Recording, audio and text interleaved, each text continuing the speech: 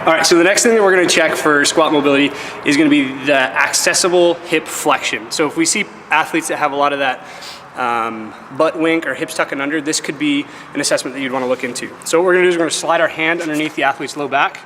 We're gonna take one of their knees and we're gonna push that knee up. We're looking to see the thigh break 110 degrees without any pressure pushing into my hand. So the idea is if we start feeling the low back pushing into the hand, then we don't have enough glute mobility, and that's pulling the lumbar spine under and gonna increase risk for disc injury and low back garbage. So the way that we're gonna work on fixing this is Britton has a voodoo band on his leg, so go ahead and stand up. We're gonna have Britton stand and just go into a narrow lunge. Yep, cool, bring this our back knee forward a little bit. Both hands on the ground. And then we're gonna stand up and we're gonna lock and unlock this front knee. So Britton needs some work on his hamstrings. And we're gonna point this knee in different directions to try to get different parts of the hamstring. Try to go through, hit 30 or 40 iterations, so you can just go a little bit faster through this, Britton. Awesome. After that, we're gonna go ahead and stand up. We're gonna drop into a side lunge with the banded leg straight. Same thing, when you've got this voodoo band on, you wanna kinda keep moving, so you're gonna kinda just wiggle around in that shape for a little bit. After you finish that one, we're gonna go ahead and stand up, get into our squat stance. Drop down into the bottom of the squat. Take your right shoulder to block the unbanded leg. Yep. And then you're gonna push this knee way wide open with your left hand. There you go. And we're just gonna open and close and open and close. Try to really target that adductor. The next thing we're gonna do is we're gonna do some trigger point work. Go ahead and stand up to a lot of the glute and QL tissue. So I got this diagram written on the board. The way that we're gonna target this tissue is we're gonna start real close to the sacrum.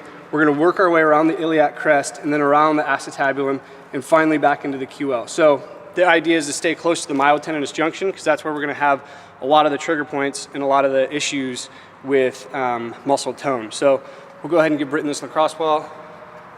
Lie on your back for me.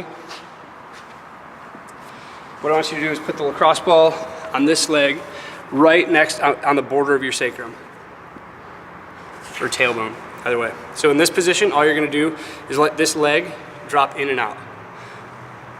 You'll keep the lacrosse ball in one spot. You're not rolling around on the lacrosse ball. When you get that leg all the way out, squeeze your glute as tight as you can and then relax. And then we're gonna move, just systematically move the lacrosse ball up or down the sacrum and then around to the iliac crest. So once we get to the iliac crest, go ahead and lean on that ball again. We're gonna start taking this knee through, or this hip through flexion and extension. So bring that knee up towards your chest and then back down. And we're just gonna keep going through flexion and extension, working our way all the way around that iliac crest. Okay, so the last move that we're gonna do is we're gonna do an elevated pigeon progression. I'll go ahead and show you this one. So we're gonna start in just a square lunge, and we're gonna really just kind of hunt around in this, pushing your hips way back into the corner of the room until you start feeling some tension in that high hip, the same spot that you were putting that lacrosse ball in. After we spend some time in here, we'll move that foot across a little bit, drop down into it. We're not in full pigeon yet, but you're gonna feel a little bit different demand on the glutes. Same thing, just kind of moving around until you feel what position is gonna give you the best stretch, if that's what you wanna call it. Then finally, we'll go down into our full pigeon, sitting chest up tall, hunting around, finding that area, and then we'll relax and let our back round and kind of sit here. So as we move through that progression, you're gonna spend about 45 or 60 seconds in each position. So it's gonna be a real slow stretch. That's gonna be important in opening up that range of motion in your hip flexion. That's your mobility.